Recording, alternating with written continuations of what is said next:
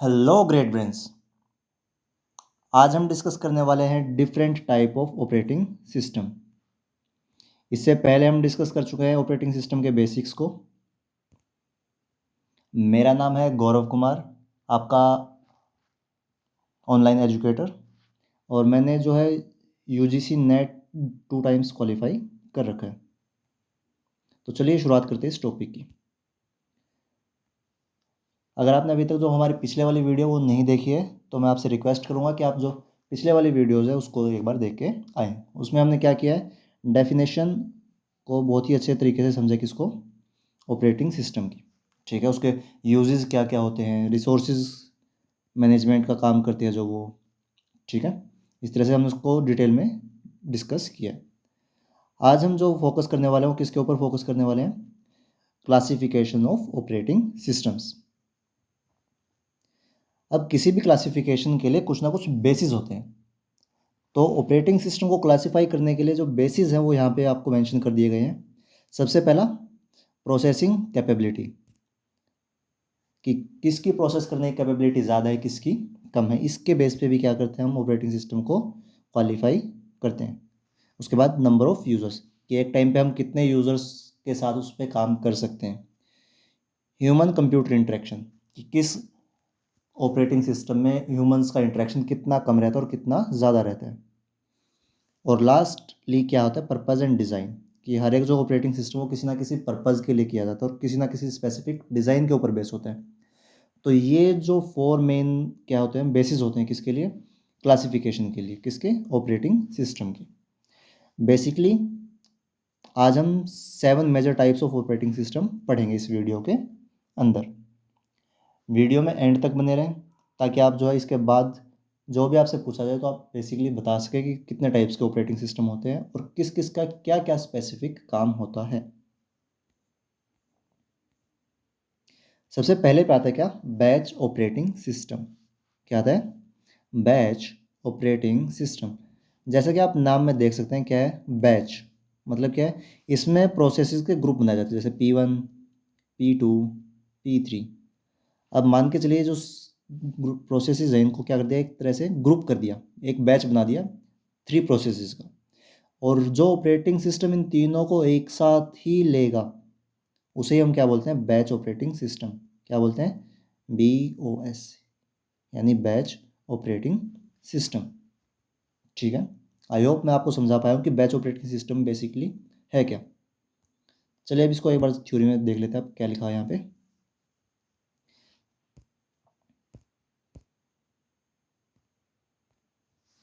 Jobs grouped into batches executed sequentially without the user interaction।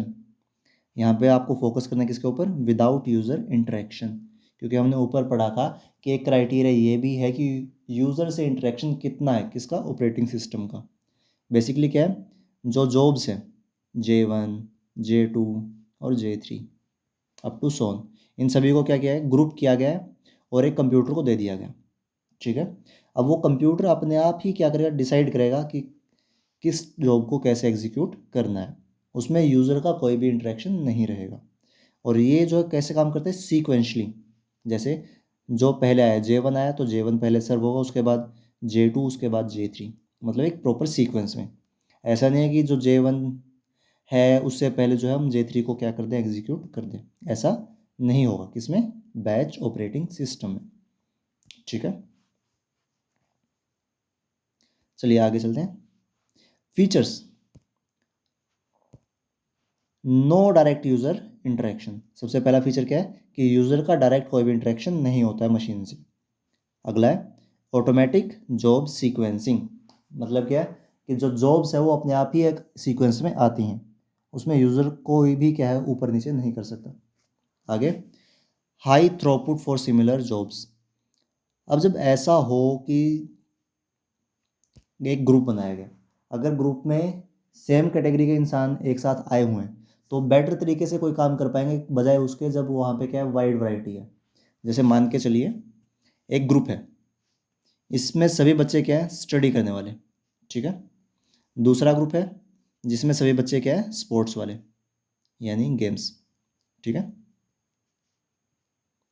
अब अगर क्या करें हम, ग्रुप बनाएं कैसे, स्टडी, गेम्स, स्टडी, तो ये ज़्यादा इफेक्टिव ग्रुप होगा। मान के चलिए अभी ये हो गया सॉरी बैच 1, ये हो जाएगा बैच 2 और ये हो जाएगा बैच 3। ठीक है। अब अगर आपसे पूछा जाए क्या कि अगर कोई स्टडी रिलेटेड टास्क है हमारे पास, तो उसको कौन सा बैच जल्दी एग्जीक्यूट करेगा? ऑब्वियस सी बात है, जो B1 है हमारा वो एग्जीक्यूट जल्दी करेगा अगर कोई स्टडी रिलेटेड टास्क है तो। अब अगर कोई ऐसी टास्क है जो किसी आउटडोर गेम से रिलेटेड है, तो ये जो हमारा B2 है वो ज़्यादा जल्दी एग्जीक्यूट करेगा, है ना। उसके बाद अगर कोई मिक्स्ड है, मान के चलिए अगर कोई स्टडी की ही टास्क है तो उसमें B3 बहुत पीछे रहेगा, या फिर कोई गेम्स है उसमें भी वो कंपेरेटिवली क्या रहेगा, पीछे रहेगा। बट कोई एक ऐसी एक्टिविटी है जिसके अंदर स्टडी प्लस गेम्स इन दोनों की रिक्वायरमेंट हो, तब जो हमारा B3 है वो ज़्यादा इफेक्टिव रहेगा, है ना। तो इसी बात को यहाँ पे कहा गया है क्या, effective for large repetitive task, या सॉरी यहाँ पे कहा high throughput for the similar jobs, मतलब जब जॉब्स सिमिलर हो तो उसके लिए जो बैच ऑपरेटिंग सिस्टम वो बेस्ट रहता है। ठीक है। अब यहाँ पे हम प्रॉन्स और कॉन्स को डिस्कस करेंगे। सबसे पहले उसके जो एडवांटेजेस हैं वो क्या है, efficient for large repetitive task, मतलब क्या है, ये जो बैच ऑपरेटिंग सिस्टम है वो एफिशिएंट रहता है कब, जब टास्क का नंबर क्या हो, ज़्यादा हो और साथ में साथ रिपीटेड हो। कौन क्या अब इसमें, no interactive, poor turn around time, मतलब क्या है, इंटरेक्शन है ही नहीं यूज़र और ऑपरेटिंग सिस्टम के बीच में। और बहुत ही ज़्यादा जो पुअर क्या है, टर्न अराउंड टाइम है। क्यों? क्योंकि इसमें जो स्टार्टिंग वाली जॉब आई है P1 आई है वो पहले एग्जीक्यूट होगी, उसके बाद P2 एग्जीक्यूट होगी, उसके बाद P3 एग्जीक्यूट होगी। जब तक P1 और P2 कंप्लीट ना कर दे तब तक P3 क्या है, अपना काम एग्जीक्यूट नहीं कर पाएगी। इसके कारण से क्या होता है, जो टर्न अराउंड टाइम है वो बहुत ज़्यादा पुअर हो जाता है। क्या हो जाता है, poor.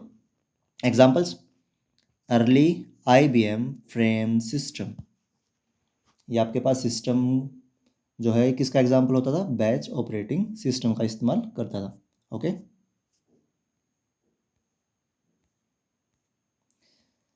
Next we will be discussing time sharing और multitasking operating system. Basically concept क्या है इसमें, multiple user share system resource simultaneously, CPU time is divided. यहाँ से आपको यहाँ पे पिक्टोरियल रिप्रेजेंटेशन में दिखाया गया है कि जो मल्टीपल यूजर्स हैं वो क्या कर रहे हैं, यूज़ कर रहे हैं कंप्यूटर को साइमल्टेनियसली। जैसे एक ये यूज़र है हमारे पास, एक ये यूज़र है, एक ये है और एक ये है, ये सभी साइमल्टेनियसली यानी at the same time use कर रहे हैं किसको, रिसोर्सिज को। यहाँ पे जो CPU का टाइम हो क्या होता है, डिवाइडेड होता है। क्या होता है, डिवाइडेड। ये हम जो शेड्यूलिंग एल्गोरिथम्स हैं उसके अंदर पढ़ेंगे कि वो डिवाइडेड कैसे होते हैं, शेड्यूलिंग एल्गोरिथम्स। अभी के लिए आप ये मान के चलिए कि जो टाइम है वो CPU का वो क्या होता है, डिवाइड होता है हर एक यूज़र के अंदर। ओके। फीचर्स क्या क्या है, इंटरेक्टिव कंप्यूटिंग, इसके अंदर हम क्या कर पाते हैं, इंटरेक्टिव यानी एक दूसरे से इंटरेक्ट करते हुए कंप्यूटिंग कर पाते हैं। क्विक रिस्पॉन्स टाइम, अगर कोई चीज़ मल्टीटास्किंग है तो ऑब्वियस सी बात है वो क्या होगा, उसका रिस्पॉन्स टाइम है वो क्या होगा, क्विक होगा। अगला, each user feel they have exclusive access, अब हर एक यूज़र को क्या लगता है कि सिर्फ उसी के पास क्या है, एक्सक्लूसिव पावर है किसको, अपने कंप्यूटर को कंट्रोल करने की। ठीक है। हर किसी को यही लगता है कि वही सोल यूज़र है किसका, उस कंप्यूटर का या सिस्टम का। अगला, इसकी जो प्रॉन्स है, एडवांटेजेस है, better CPU utilisation and fairness. सबसे बढ़िया चीज़ क्या होती है कि हम जो CPU है उसको बहुत ज़्यादा अच्छे तरीके से क्या कर सके, यूटिलाइज कर सके। अब इसकी डिसएडवांटेज क्या है, overhead due to context switching, अब जब ये यूज़र्स अलग अलग हैं और सबको ये लग रहा है कि वो सेम टाइम पे ही क्या कर रहे हैं, काम कर रहे हैं, तो बार बार क्या होता है, CPU को स्विच करना पड़ता है डिफरेंट डिफरेंट प्रोसेसेस के अंदर। ठीक है।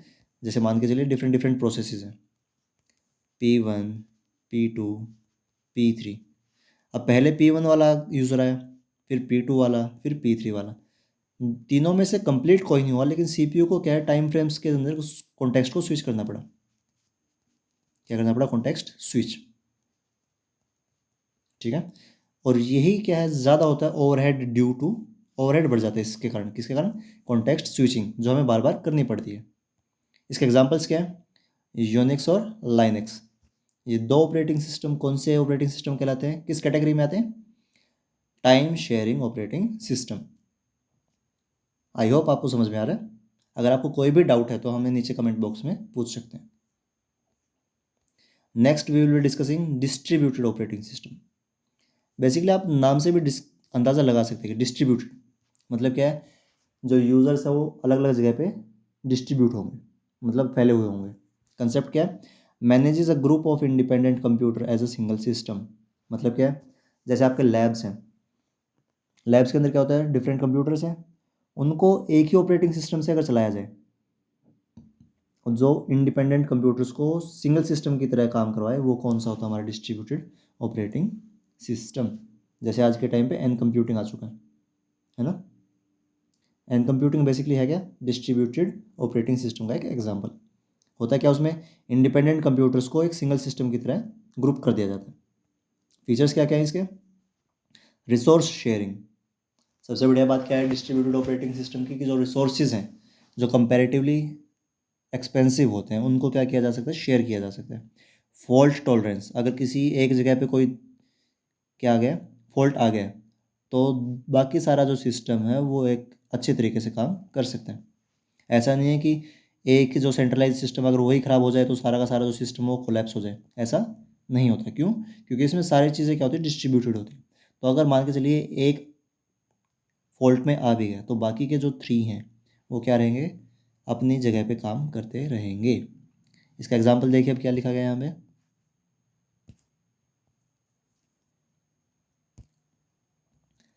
गूगल्स ब्रोंग, अपाचे हेडोप सॉरी, ये दोनों ही क्या है? एग्जाम्पल हैं किसके? डिस्ट्रीब्यूटेड ऑपरेटिंग सिस्टम के। ओके। प्रॉन्स क्या है? High availability, load sharing. अब जब काम डिस्ट्रीब्यूट हो जाता है, अब मान के चलिए एक बच्चे को बोला जाए कि आपको ये 10 किलो जो चावल है ये ऊपर छत पे लेके जाने हैं, ठीक है, तो उसको ज़्यादा मेहनत करनी पड़ेगी। वहीं अगर 2 बच्चों को बोला जाए कि आपको क्या करना है, जो 10 kg राइस है उसको ऊपर लेके जाना है, तो बच्चे क्या करेंगे? 5 किलो एक बच्चा लेके जाएगा और दूसरा बच्चा 5 किलो लेके जाएगा। तो इसमें लोड क्या हो गया? शेयर हो गया। सेम इस केस में होता है जब क्या होता है, इंडिपेंडेंट कंप्यूटर्स को एक सिस्टम की तरह एक्ट कर लिया जाए, तो एक सिस्टम क्या है, वर्क फोर्स को डिवाइड कर सकते हैं, जिस कारण से लोड शेयर हो जाता है। किसी सिंगल कंप्यूटर के ऊपर ज़्यादा लोड नहीं आता, और इसी कारण से क्या होता है? अवेलेबिलिटी हाई हो जाती है। ठीक है। अगला कौन से क्या इसके? Complex design, network dependency. सबसे पहले जो इसकी डिसएडवांटेज है या फिर जो इसकी डीमेरिट है वो क्या है? Complex design. क्या है? Complex design. अब इतनी बेटर तरीके से जब काम हो रहा है तो डिज़ाइन तो ऑब्वियस सी बात है क्या होगा? कॉम्प्लेक्स होगा ही होगा। दूसरा, नेटवर्क डिपेंडेंसी। जब हम डिफरेंट डिफरेंट कंप्यूटर्स को एक साथ एक सिस्टम की तरह रिएक्ट करवाना चाह रहे हैं, तो कहीं ना कहीं हमें नेटवर्क को भी क्या करना पड़ेगा? सेटअप करना पड़ेगा। तो ये जो ऑपरेटिंग सिस्टम वो कहीं ना कहीं डिपेंडेबल हो जाता है किसके ऊपर? नेटवर्क के ऊपर। अगर आपका नेटवर्क अच्छे से काम कर रहा है तो उतनी ही अच्छे से क्या है आपकी ऑपरेटिंग सिस्टम काम कर पाएगी। अगर नेटवर्क ही पुअर है, क्या है? नेटवर्क पुअर, तो ऑपरेटिंग सिस्टम की भी जो परफॉर्मेंस है वो क्या हो जाएगी? डिक्रीज हो जाएगी। अगला है हमारा नेटवर्क ऑपरेटिंग सिस्टम। देखिए अब इसमें क्या है? Runs on server provide share resource to client machine over a network. अब ये जो सर्वर्स होते हैं, जैसे हम बोल देते हैं कि यूट्यूब का सर्वर है, गूगल का सर्वर है, तो इन सर्वर्स के ऊपर हम बेसिकली क्या इस्तेमाल कर रहे होते हैं? Network operating system. क्या इस्तेमाल कर रहे होते हैं? Network operating system. फीचर्स क्या क्या है इसके? सेंट्रलाइज्ड सर्वर मैनेजमेंट, मतलब क्या है? एक मेन सेंटर होगा, उसके ऊपर क्या सर्वर का मैनेजमेंट चलता रहा होगा। ठीक है। अगला, सिक्योरिटी एंड एक्सेस कंट्रोल। जब सारी चीज़ें एक ही जगह पे है तो उसको सिक्योर करना क्या रहेगा? ईजी रहेगा, और उसको एक्सेस करना भी बहुत ज़्यादा ईजी रहेगा। अगला, फाइल प्रिंटर एप्लीकेशन शेयरिंग। अब जब चीज़ें एक सर्वर पे ही सारी की सारी स्टोर हैं, तो हम क्या कर सकते हैं? फाइल्स और प्रिंटर या फिर जो भी हमारे पास रिसोर्सेज हैं उनको क्या कर सकते हैं, शेयर कर सकते हैं। किस कारण से, क्योंकि हमारे पास एक सेंट्रलाइज्ड सर्वर है। क्या है, एक सेंट्रलाइज्ड सर्वर। इसके प्रॉन्स क्या है, सेंट्रलाइज्ड सिक्योरिटी, हम ऊपर पढ़ चुके हैं, क्या उसकी सिक्योरिटी अच्छी रहती है, और दूसरा स्टेबल रहता है वो। ऐसा नहीं है कि कुछ हाई और लोज रहते हैं, उसमें सारी चीज़ें स्टेबल रहेंगी बिना किसी भी टर्बुलेंस के। Costly server maintenance, single point of failure. अब से इसमें सबसे बड़ी दिक्कत जो आती है वो क्या होती है, जो सर्वर की मेंटेनेंस है वो क्या होती है, कॉस्टली, बहुत ज़्यादा एक्सपेंसिव होती है। दूसरी इसके अंदर क्या आती है disadvantage, single point of failure. अब मान के चलिए जो आपका सर्वर है, यही अभी के लिए मान लेते हैं कि काम करना बंद कर देता है। क्या कर देता है, काम करना बंद। तो ये जितने भी कंप्यूटर्स हैं जिनके पास अपना खुद का कोई इंडिविजुअल क्या है, फाइल वगैरह सिस्टम नहीं है, स्टोरेज नहीं है, तो ये सभी के सभी भी क्या हो जाएंगे, हमारे लिए बेकाबू या फिर बेकाम के हो जाएंगे, हम उसे यूज़ नहीं कर पाएंगे। एग्जांपल क्या है, विंडोज़ के जो नेटवर्क ऑपरेटिंग सिस्टम है, Windows server, Linux server with Samba. Okay, अभी तक हम पढ़ चुके हैं किन चीज़ को। सबसे पहले हमने पढ़ा बैच ऑपरेटिंग सिस्टम, क्या पढ़ा, बैच। उसके बाद हमने पढ़ा क्या, रियल टाइम, रियल टाइम। उसके बाद हमने पढ़ा टाइम शेयरिंग, और फिर हमने पढ़ा क्या, नेटवर्क ऑपरेटिंग सिस्टम। एक बार कंफर्म कर लेते हैं, डिस्ट्रीब्यूटेड रह गया। Okay, let's start from. सबसे पहले हमने पढ़ा क्या, बैच ऑपरेटिंग सिस्टम, जिसमें हम क्या कर रहे हैं, प्रोसेसेस को बैच बना के चल रहे हैं। दूसरे पे हमने पढ़ा क्या, टाइम शेयरिंग, जिसके अंदर हम एक ही टाइम पे बहुत सारे यूजर्स को इस्तेमाल करने दे रहे हैं एक ही ऑपरेटिंग सिस्टम और रिसोर्सेज को। उसके बाद हमने पढ़ा क्या, डिस्ट्रीब्यूटेड ऑपरेटिंग सिस्टम। इसमें क्या होता है, इंडिपेंडेंट कंप्यूटर्स को सिंगल सिस्टम की तरह एक्ट करना। ये जो मैं आपको सर्कल कर करके दे रहा हूँ, ये कीवर्ड्स हैं। अगर आप अपने एग्जाम्स के अंदर इन कीवर्ड्स के साथ अपना आपका आंसर्स लिखोगे तो आपको जो एग्जामिनर है वो खुश होकर बहुत ज़्यादा नंबर देके जाएगा। ओके, फिर हमारा आता है क्या, नेटवर्क ऑपरेटिंग सिस्टम, जो सर्वर पे काम करता है बेसिकली। फिर आता है हमारा रियल टाइम ऑपरेटिंग सिस्टम। क्या है, real time operating system guarantees processing with in the strict time constants. अब जब हमारे पास टाइम लिमिटेड हो और टाइम की वैल्यू बहुत ज़्यादा हो, उस टाइम पे हम इस्तेमाल करते हैं क्या, real time operating system. Real time operating system भी फर्दर टू पार्ट्स में डिवाइड है, hard RTOS real time operating system और soft real time operating system. अब जो टीचर तुम्हें हार्ड दिखता है तो क्या होता है, मतलब वो अपने रूल्स को लेके पक्का होता है।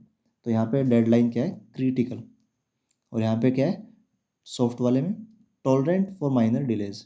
इसके अंदर थोड़ी बहुत अगर डिले हो जाती है सॉफ्ट आरटीओज में तो काम चल जाएगा, लेकिन हार्ड वाले में काम नहीं चलेगा, वो फेलियर में इंक्लूड हो जाएगा। प्रॉन्स क्या है, predictable, time bound response. Cons क्या है, हाई कॉस्ट, लिमिटेड फंक्शनैलिटी।